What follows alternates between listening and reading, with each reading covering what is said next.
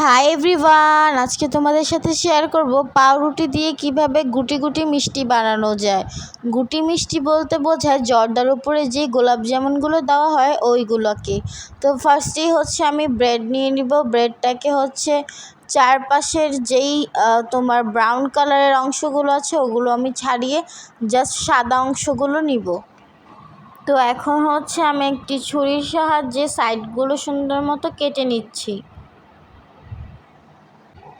সাইডের অংশগুলো কাটা হয়ে গেলে এখন এই সাদা অংশটাকে আমি 2-3 টুকরা করে নিব, ছোট ছোট টুকরো আকারে করে নিব। এরকম প্রসেসে আমি সবগুলো পাউরুটি কেটে নিব। তো এখন যে সাইডেরগুলো রয়ে গেছিলো ওগুলো আমি না ফেলে দিয়ে দুধ দিয়ে চিনি মিক্স করে খেয়ে নিব, অপচয় করা ভালো না তাই। তো এখন আমি এগুলো একটু হাত দিয়ে গুঁড়া গুঁড়া করে নিব, একেবারে গুঁড়া করে নিব পাউরুটিটাকে হাতের মাধ্যমে।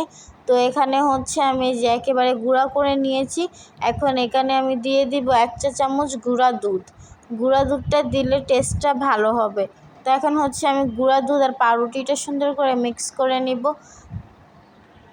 গুঁড়া দুধের সাথে আমি সুন্দর করে মিক্স করে নিচ্ছি। এখন আমি একটু লিকুইড দুধ দিয়ে দিব, খুবই সামান্য দিব যেন আমার ডোটা করতে সুবিধা হয় এইরকম বুঝে। এখন আমি এই ডোটা করে নিব সুন্দর করে হাত দিয়ে। রুটি বানাতে যেভাবে ডো করে নিই তো আমি ওরকম করে এই ডোটা করে নিচ্ছি। এখন ডোটা আমি সুন্দর মতো করে নিচ্ছি। এই তো আমার ডোটা হয়ে গেছে, খুবই সফট একটা ডো হয়েছে। এখন আমি সুন্দর করে এটাকে গোল গোল শেপ করে নিব আমার হাতের মাধ্যমে। তো এই তো দেখিয়ে দিচ্ছি কিভাবে আমি গোল গোল করব। আমি ছোট সাইজের করব, যেহেতু আগেই বললাম জর্দার মিষ্টি দেওয়ার জন্য। এই যে এই সাইজ করে নিব। তো এরকম করে সবগুলো আমি এখন করে নিব। তো এই যে এখানে আমার একটা পাউরুটি দিয়ে 8টা মিষ্টি হয়েছে।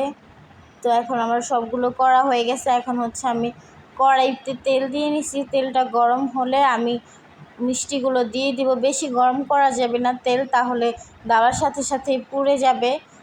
তো এই পর্যায়ে আমি এখন সবগুলো দিয়ে দিব মিষ্টি। দেন সুন্দর করে লালচে কালার করে ভেজে ফেলবো। তো এখন আমার মিষ্টিগুলো অনেকটাই ভাজা হয়ে গেছে। এখন এগুলো আমি তুলে ফেলবো। আর এখানে আমি পানি নিয়ে নিছি 1 কাপ, এর মধ্যে 2টা এলাচ দিয়ে দিলাম আর বড় 1 চা চামচ চিনি দিয়ে দিব। এটা আমি শিরা বানিয়ে নিব এখন। তো নাড়া দিয়ে আমি 2-3টা বলক তুলে নিয়ে আসবো, তাহলে আমার শিরাটা হয়ে যাবে। দেখো সুন্দর মতো বলক চলে আসতেছে, আরেকটা বলক আসলেই আমার শিরাটা তৈরি হয়ে যাবে। তো এখন আমি আগে থেকে যে ভেজে রাখছিলাম মিষ্টিগুলো, এখন ওগুলো শিরার মধ্যে দিয়ে দিচ্ছি। তো আস্তে আস্তে করে দিচ্ছি, না হলে আবার ভেঙে যাবে। এখন আমি নাড়াচাড়া দিয়ে একটা বলক দিয়ে তারপর এটাকে নিয়ে উঠায় ফেলবো। তো এখানে আমার মিষ্টিটা অলরেডি হয়ে গেছে। এখন আমি ঠান্ডা করে নিব, ঠান্ডা করে সার্ভ করে নিব। দেখো কত বেশি সুন্দর হয়েছে আমার মিষ্টিটা। তো আমি তোমাদেরকে দেখাই দিব মিষ্টিটা কতটা সফট হয়েছে। তো এখন আমি বাটির মধ্যে সবগুলো নিয়ে নিব। এই সময় একটু আস্তে করে নিতে হবে, না হলে ভেঙে যাবে, কারণ মিষ্টিগুলো অনেক সফট হয়। তো এই তো এখন আমি তোমাদেরকে টেস্ট করে দেখাচ্ছি। তো এখানে আমি তোমাদেরকে ভেঙে দেখাচ্ছি কত বেশি সফট হয়েছে। তোমরা সবাই এই রেসিপিটা ট্রাই করবা, অনেক বেশি মজা। তো আজকের মতো এখানেই, আল্লাহ হাফেজ।